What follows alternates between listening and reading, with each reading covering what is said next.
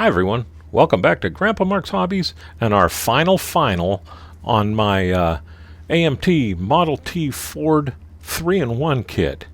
It's 3-in-1. They say you can make 2 complete kits in this thing, but I found out that if you want to make something a little off the wall, then the second kit is going to take you a little while. So let me move this out of the way and to get the guys out of here, and I'll tell you what I'm talking about. I'm going to move this one back first. Y'all saw what I've been calling the baby demon, my little Roadster. Well, in the kit, in order to make the Roadster, they want to have the chopped roof on it. No pickup truck. I wanted the pickup truck and the open cab, just like the red demon I built. So I kind of stole parts from the kit and just kind of Mod Podged it together and got everything to where I'm pretty happy with the way it all came out, except for I just lost my throttle linkage. I'll have to put that back in. But it came out really good. It was exactly the way I wanted it. But then I thought, well, shoot, let's build the other one. I'll do the chopped with fenders. So that's what I got right here, is the chopped with fenders, the red glass and everything. But I'll tell you what, this kit isn't supposed to ever happen. This is supposed to be the old 1925 Model T with the big wheels, pretty much the open cab. This open cab, full glass, not the chopped, with a 4-popper engine. So what I ended up doing was kind of just melting everything together. I found some rims and tires that I think look pretty cool on here. I got some nice slicks on the back. I got the white walls on the front. These white walls are the same. These are supposed to be on the back of this. But this also came with these slicks. So I put the slicks on here, which gave me the 2 white walls on the front. I just had to find rims that would look good. So fortunately, I had some nice looking rims in the back.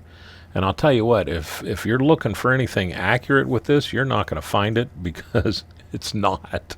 I had to do a lot of chopping and pieces parting in order to get this to work out. First off, it's all show and no go. We are still supporting a 4-popper engine, but this engine in this AMT kit, if you wanted to do the Model T, and Lennis did, and it really looked good, that makes a nice looking engine. Look at how really nice and detailed that is. Now, I chopped and hacked around it pretty bad just to get everything else to work, but that engine looks great, and that's the firewall that's supposed to go with this engine, not with that chopped cab. But I opted for the chopped cab. I opted to do red, the red windows, the steering wheel and everything. I had to cut off down here just to make everything kind of line up right. The seats and base are actually floating in here, about up here, because this is supposed to sit down on the frame. But I wanted the fenders. Kind of had to have the fenders in order for everything else to work, because the frame this is supposed to sit on is this one. So what I did is I cut the front of the swoop on the base for this kit. The hump where the engine would fit down in, I cut that clean off back to about here. And then look I just scratched that a little bit. But I cut it off right about here. And what that did is that let this firewall sit in there, and the engine and everything in the frame to drop down, or the body to drop down on the fenders. So it wasn't a big deal. But what it did is I had to glue it here, and that's the only glue point for it. So the front's just kind of floppy. Doesn't really sit in there nice and tight, but it is in there and it looks good. I just did black seats and a black base, because with this red you can't see in there at all. The front, I did not want chrome, so I did that with flat aluminum and just brush painted it. I did do the door handles chrome, and then the hinges I did with flat aluminum. I re-chromed the radiator with green stuff brush on, and then all the suspension and stuff like that I did with the green stuff airbrush, and that kind of makes it a little more like almost like black chrome. And let me turn this over and see if anything falls off or out. But the front suspension is supposed to go in this slot. Well, let me put a picture up here of what happened when I mocked this up and I had the front and the back suspension where it was supposed to be. So it looked just like this. And I honestly looked to see if I had any tires that would fit that to make it a mud runner, and I just don't. So we went back to, we're going to lower this and make it. I didn't even think for 1 second that that was going to raise everything up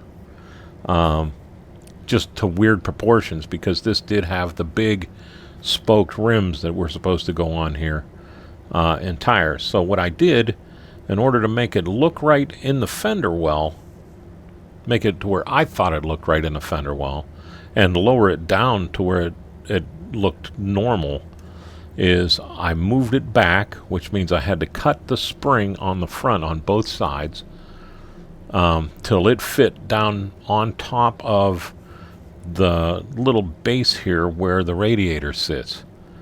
So I lowered it down until the axle actually touched the bottom of the engine, and then I glued it here. In order to do that, though, I had to take these two rods and cut them and glue them to the engine, because that is support. But all I did, that would have been this little round part that goes on this peg would have been back here on top, right about here. So I just cut it, moved it down to where it was supposed to be, glued it in place so it doesn't tilt. Had to cut the steering linkage back a little bit. It's just floating there. It's supposed to come all the way over onto the other side and meet up with the steering column. They ain't happening. So the steering column I ran all the way to the front here just to get the angle right and cut it off. So now it runs up here and ghosts this back and forth. Now that was the easy part. The other thing I had to do was kind of fudge the exhaust, because it was hitting the body on the top. So I just cut a piece of the exhaust off and fit it in here so it looks like it's going up and around, and it's all Hollywood anyhow. I did a little bit of detail painting, but not a lot. But this green stuff chrome, I think it looks really good on here. I like the look of that stuff, and it's easy to put on. Gloss black, as smooth as you can get it, and then just airbrush it on there quickly. Don't go back and forth over it. You'll see, and you'll know exactly when to stop and when to move on. They say mist it, but I go a little heavier than a mist, and it gives me this look, and I like it. It's almost like a chromed, like a polished aluminum or normal looking chrome. It's not that, again, bright chrome that I keep talking about. I did all the little detail painting because I was having fun on the engine. But with the rear axle, it had to fit in the frame back here too, and that's what gave it its support. So if I put it there, the wheels would hit. Well, they'd actually be a 1/4 inch taller than that, almost a 1/4 inch farther down, but farther forward too. So I wanted to move them back and drop it. So what I did here is I cut that little mount piece off of the back of the springs. You can still see the springs, they look good, but I cut that little mount piece off, moved them back, put them all the way to where they touched the bottom of the chassis, and then glued them to the frame rail on the back side of it. And what that did is that moved me back that far and then lowered me down to where I have a decent stance. And if you look, It kind of sits a little bit higher in the back than the front, which is exactly what I wanted. I'll have a couple of pictures here at the end. We're not going to do a big music video with this because it's just a quick Frankenstein kit that I had. And I didn't want to start anything because our February group build, let me bring this up for you. If you're not a member, over in Grandpa Mark's Hobbies Facebook page, we're doing a February group build, which is Fords, and I just wanted a little something to fill in. I didn't expect to get into it as deep as I did with this. I thought it'd be a real quick build, and it wasn't. So the engine, we wired it. I didn't do any linkage or anything like that. I just brush painted, and then came around it with a quick shot of panel liner just to darken it up and give it the highlights. The glass on the front, the grandkids are home with from karate or from wrestling. But the front, I put the lenses in with quick shine. They locked in pretty good, and I did find that quick shine doesn't really screw up this chrome. So if you do the chrome and then you want to put the light lenses in, you can go ahead and use the quick shine. It won't dull it out or lift it or anything like that. So that's a good thing to know. And that quick shine comes in handy for a lot of stuff. The glass popped in, it will never, ever, ever, ever, ever come out. It locked in there that tight. But that's about it with this kit. It's more of a Frankenstein kit. The hood just drops in place. Just because I wanted to have both. I don't have a chopped Roadster, and I wanted to just kind of do both of them together.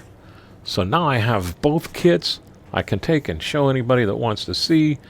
This is just flat black, easy peasy, a little bit of quick shine on the rubber, just like I did the seats, just to bring up that gloss. And that was it. So, shoot, with that, I guess we're done here. I want to thank Gowry because that's what I use to spray all this stuff with. And man, their Mobius brushes are, you just can't beat them.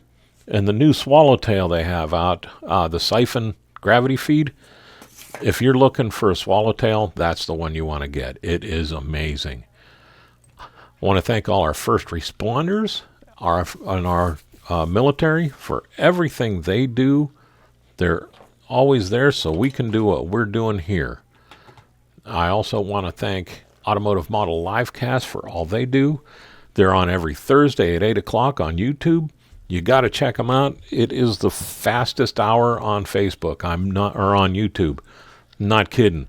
Every time they're on, I'm sitting there watching, and all of a sudden it's an hour's up and it's over. But with that, I guess I'll let you go. You all have a great day and a better tomorrow. And thank you very much for watching.